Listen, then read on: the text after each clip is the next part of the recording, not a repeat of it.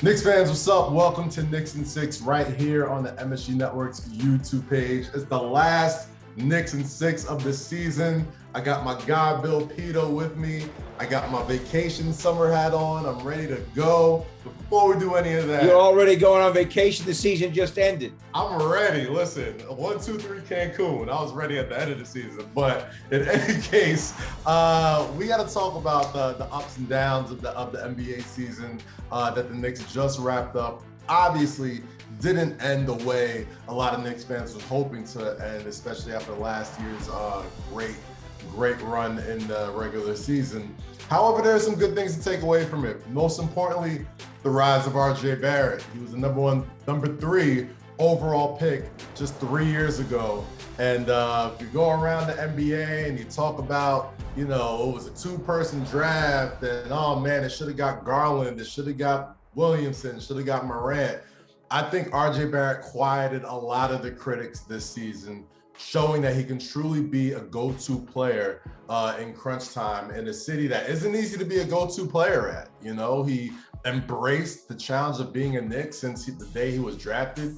And all he's done is shown that he has the professional wisdom and the professional game to really elevate himself in New York City.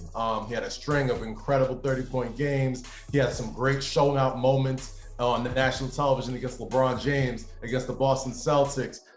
Some huge game for him that really exploded RJ Barrett to the national consciousness of a real true talent in the NBA. And when you can hit on one of those picks in the NBA draft, especially in the lottery, that's always good. And RJ has definitely hit on that pick as the number 3 overall pick. His goal, Kaz, was to finish at 20 points per game in terms of a scoring average, and he finished at exactly 20.0 points per game. Got to talk about the stretch run, of course, of Obi Toppin. Julius Randle out with the sore quad. Toppin, his last 5 games, goes for 20, 20, 19, 35, and then 42 points. So is that enough of a sample size to maybe change the plans going forward? I don't know. But the one thing that's clear, Kaz, when he gets consistent minutes, he becomes much more effective in terms of shooting the 3. We all know about the athleticism, and obviously the more he plays, the more he's able to get involved. But the most impressive thing to me about how he finished was he was hitting like 6 threes a game. Yeah. We had a note that he had 12 threes in back-to-back games combined. It took him until January to hit his 12th three of the season. So that just goes to show you how much more confident he was in his outside shooting. And to me, that is the key component, because if he can do that, he's going to be very difficult to stop. Completely agree there. Obi Toppin, he was the king of the oh my God, 3-pointer in the beginning of the season. And at the end of the season, he became one of the best snipers at the power forward position. So if he can continue that sort of stretch of shooting the ball, like a lot of us have said throughout the year, if he can really open up his game as a shooter, the sky's the limit for Obi, because we know what he can do athletically. But I'll continue on my point on hitting on those draft picks. The New York Knicks, especially the front office, have done a great job scouting throughout the year and finding some great value picks at where they've drafted. And for the guys screaming play the kids all year long, you've had at least one game throughout the entire year where those kids showed their mettle. I mean, going from Quentin Grimes, going from a guy who couldn't get off the bench to an irreplaceable 3-and-D shooter who can put the ball on the ground a little bit as well. As a rookie, he showed some promise. Jericho Sims, big body, great rebounder, great shot blocker, athletic as hell. He showed some promise. Miles McBride as well, great defender, guard, kind of a change of pace guy, completely killed it in the G League this season and showed some promise in the NBA. And last but not least, Immanuel Quickley, who was a first-round pick last year. And obviously, there's going to be Knicks writers saying, is he a point guard? Is he a shooting guard? Is whatever. All I know is the guy's a ball player. And when he's on the floor, especially towards the second half of the season, the Knicks played some of their best basketball, led the team in plus minus when he was on the floor. And on top of that, really starting to come along as a true playmaker and getting his other teammates better opportunities to score, especially the aforementioned Obi Toppin. So between those 3 guys, the Knicks have done a great job getting some young talent into the door to really show that the Knicks have a bright future moving forward.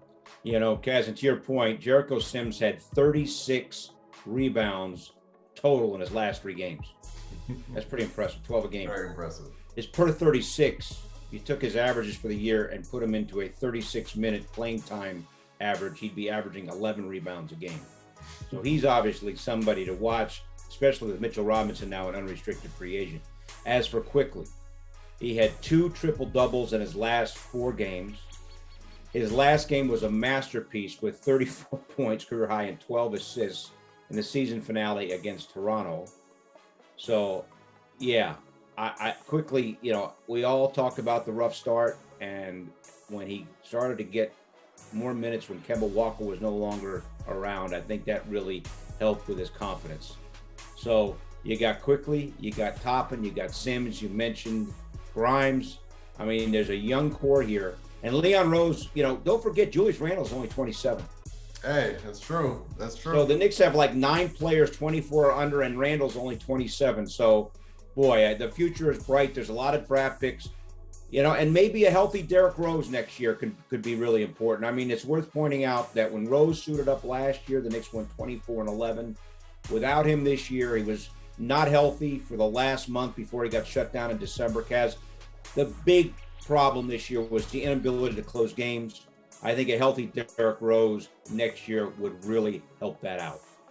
Couldn't agree more. As much as I'd love to see Derrick Rose try to give it a go after that injury, I think with the way the season was going, I think it just felt better for me and a lot of Knicks fans out there, especially that you signed Derrick Rose for a 4-year deal last year. It's for him to come back healthy, ready to go, because his absence this season was extremely noticeable. And last but not least, we got to show some love to Evan Fournier, all right? A guy who's much maligned through the Knicks franchise fans, but he turned it around. He broke the Knicks single season 3-point record, and he became one of the more consistent outside shooters in the NBA, being a top 10 3-point shooter throughout the entire league, in a league that, really depends on being able to spread the floor. So that being said, we got some young guys, we got some veterans, we got some new guys that pulled up, and Evan Fournier that looked really well.